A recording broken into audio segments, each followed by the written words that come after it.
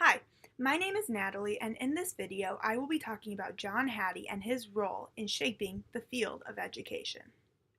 John Hattie is a researcher in education and is well known for his idea of visible learning.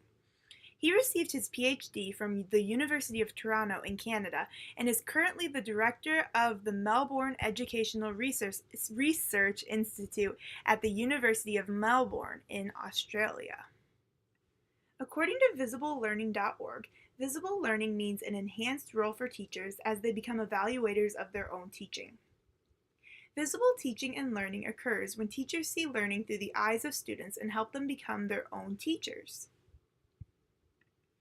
Hattie's effect size chart includes many things that have positive and negative effects on students.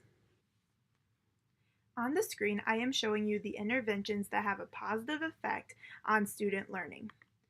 All of these have an effect size that is greater than 0.4, which is considered the tipping point by Hattie.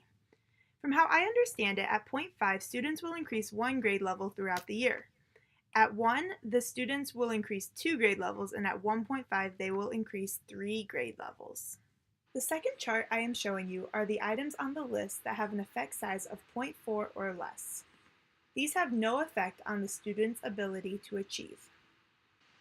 This last chart includes the things that are less than 0, and this indicates that there is a negative effect on student learning when these things are going on.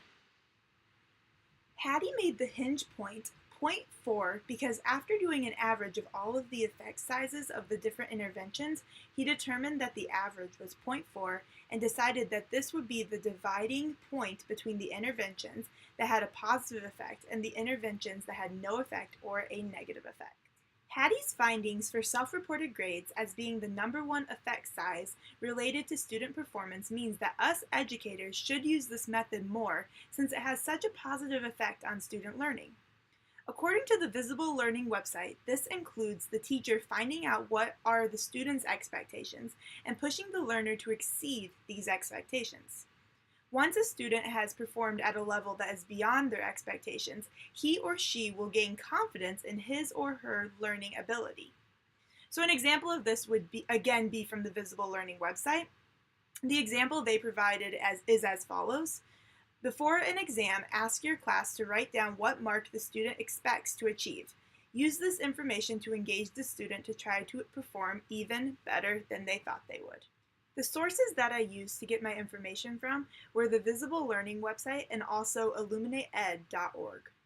In closing, I wanted to say thank you for watching and that I hope this video could be a resource for you in the future.